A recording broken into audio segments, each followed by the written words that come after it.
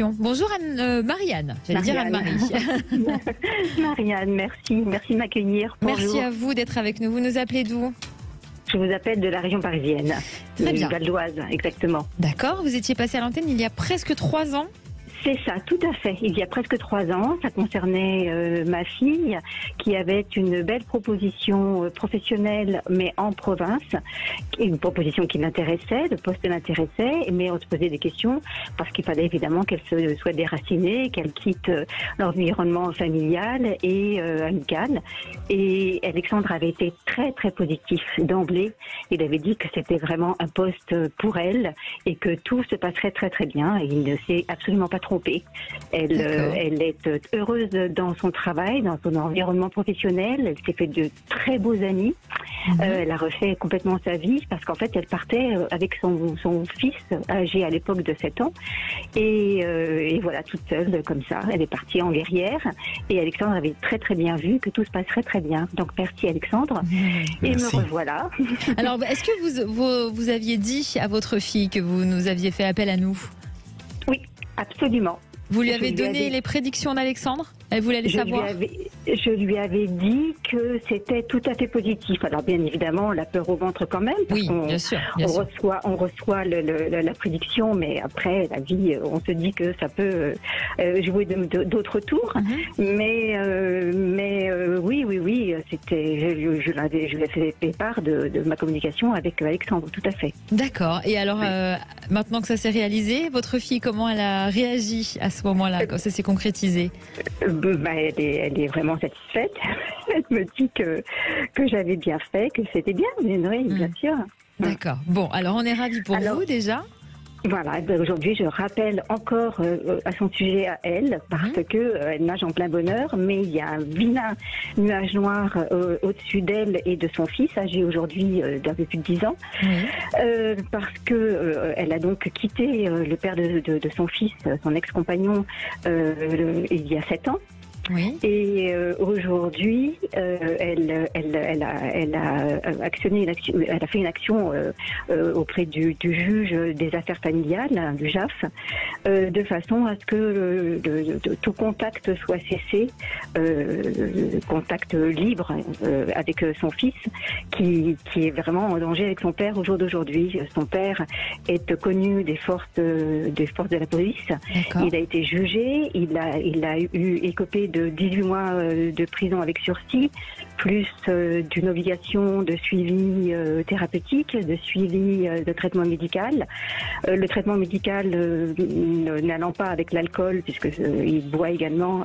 En fait, c'est un cas d'école pour votre collègue Brigitte Lahaye. Oui. C'est un homme qui est pervers, manipulateur, qui est dans le déni total, qui refuse de toute obligation et toute dès qu'il y a un obstacle devant lui, il ne l'accepte pas. Voilà.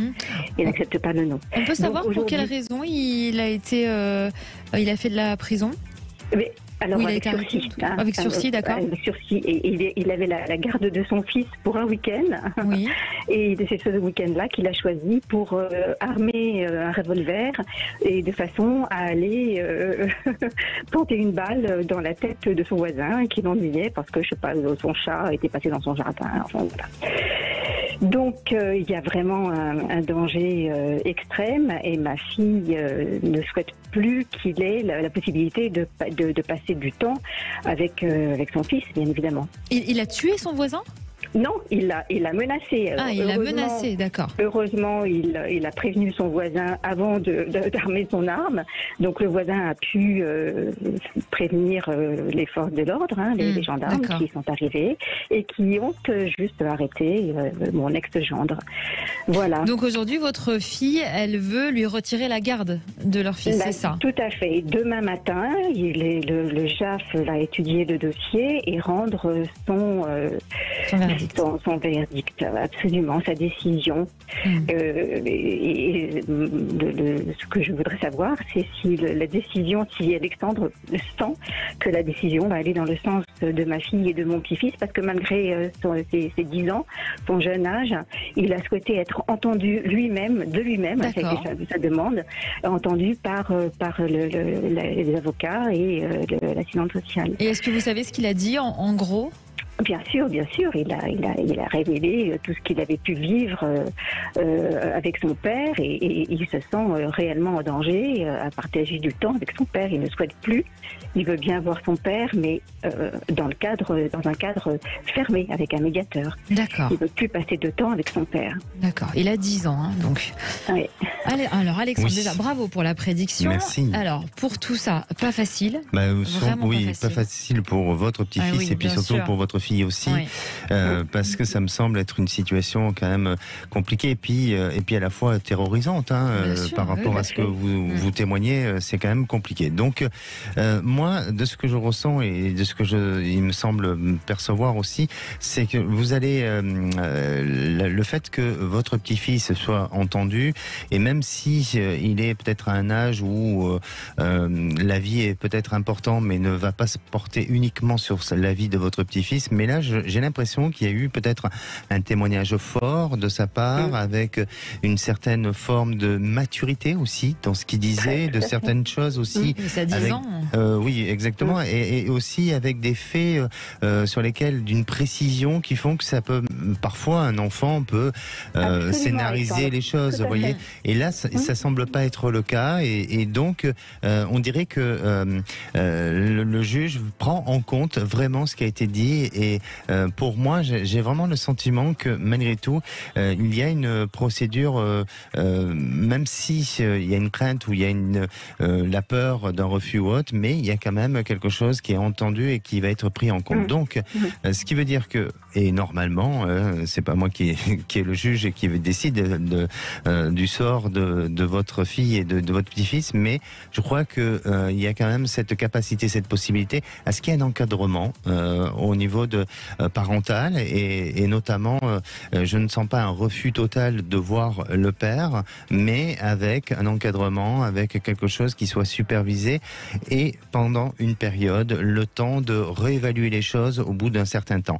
J'ai l'impression que ça va rassurer aussi votre fille, et puis ça va permettre par rapport à votre petit-fils d'avoir aussi un peu de recul sur la situation, et peut-être aussi d'avoir un regard différent de son père et se sentir moins peut-être terrorisé comme il l'a été auparavant. Je dis pas que le père terrorise l'enfant, pas du tout, mais en tous les cas, lui a peur, ou votre petit-fils a eu des moments de fragilité, de doute, de peur, et ça va lui permettre de le rassurer, de gagner de la force, et peut-être même, et pardonnez-moi Trina, mais peut-être même si le père fait des erreurs et il commet des choses qui sont difficilement pardonnables, mais eh bien, j'ai quand même le sentiment que votre petit-fils va voir son père autrement et différemment, et ça peut quand même un peu les rapprocher dans le temps, et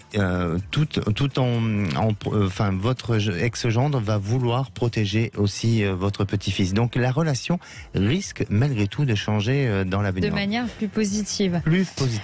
Marianne, quand votre fils est séparé de son ex-conjoint, l'enfant avait quel âge ? 3 ans. 3 ans, d'accord. Et est-ce que vous sentiez, en tant que grand-mère, du coup, qu'il était déjà effrayé par son père à cette époque-là ? Non, d'accord. Il n'est pas, non. Je mets des guillemets, bien sûr. Ouais, il n'est pas effrayé par son père. Il se sent nettement en danger parce que son père est de plus en plus malade. Il doit prendre des médicaments, mais comme il boit, ça empire. Pas bon ménage, voilà, ça empire. Il devient complètement fou à l'idée d'avoir des situations qui lui échappent. il a besoin de tout diriger. Mais encore, faut-il en avoir les moyens intellectuels pour tout diriger, comme ça n'est pas le cas.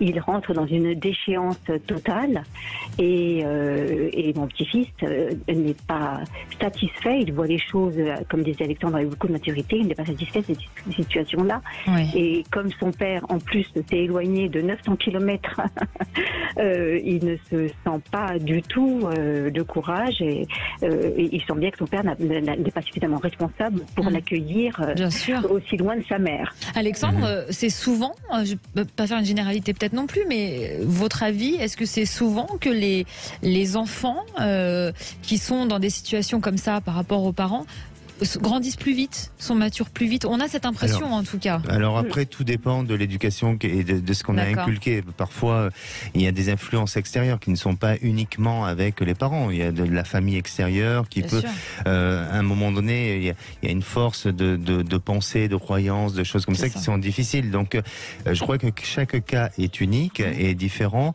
Après, effectivement, dans des situations, parce que le papa, lui, il est en fragilité, il est forcément il est en perte de contrôle et parfois ça arrive que on devient un peu le parent de ses parents et je pense que votre petit-fils justement on peut le devenir après sans pour autant condamner ou en tous les cas parler de votre ex-gendre et sans que je le connaisse aussi mais j'ai l'impression qu'à un moment donné il y a quand même une prise en charge sur lui qui va lui permettre de contrôler, de maîtriser et d'éviter d'être trop dans cette autodestruction. Et votre petit-fils aura peut-être un rôle à jouer vis-à-vis de son père, de l'aider, de le surmonter. Donc les rôles risquent de s'inverser et vous verrez que vous serez assez fier de votre petit-fils parce qu'il arrivera à dépasser tous les obstacles. Mais je le suis déjà. Donc vous sentez que le verdict du JAF ira plutôt dans le sens de ma fille et de mon petit-fils. Oui. Oui. D'accord. Merci beaucoup pour votre témoignage, Marie-Anne. Merci. N'hésitez pas à nous tenir informés pour la suite. Merci. À bientôt.